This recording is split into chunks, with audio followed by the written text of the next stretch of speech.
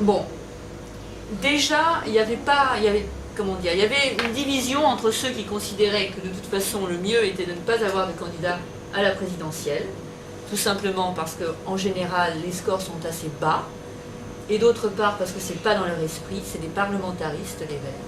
C'est quelque chose, c'est net, tout le monde le sait. Donc l'idée de l'homme ou de la femme présidentielle, l'idée de structurer quelque chose autour d'une personne, c'est vraiment quelque chose qu'ils n'ont pas en tête.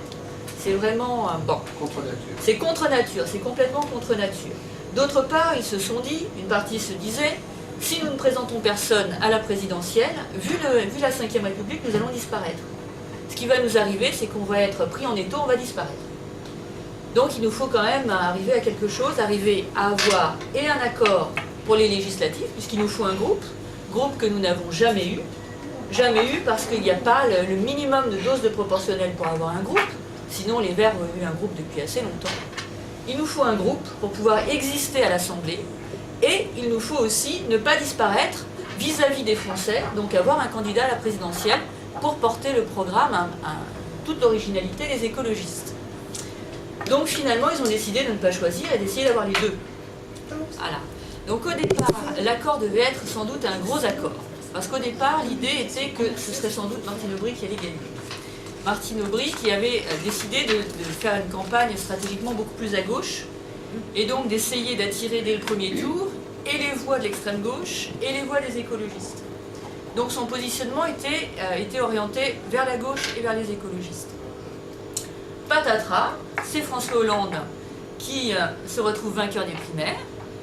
Et donc, autre stratégie. La stratégie de François Hollande, c'est une stratégie du centre. C'est une stratégie du centre.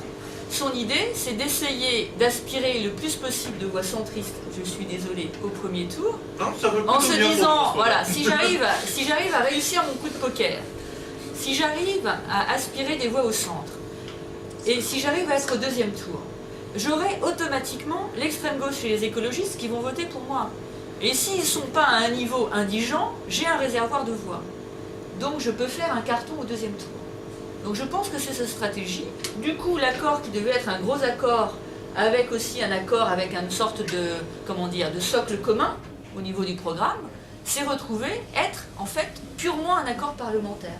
Ce qui est très compliqué à comprendre dans une Ve République, surtout avant la présidentielle. Qui vous dessert en fait. Et qui Je sais pas, tue un peu votre pour candidat. le moment ça embrouille. Ouais. Pour le moment ça embrouille puisque les gens ont la présidentielle connectée aux législatives depuis l'inversion de calendrier. Merci Jospin. Donc oui, exactement, mais il n'y a pas eu la proportionnelle qui devait aller avec. Voilà.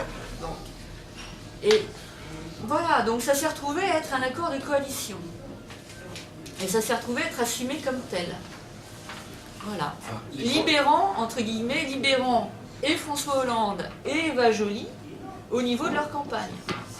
Donc c'est quelque chose d'assez compliqué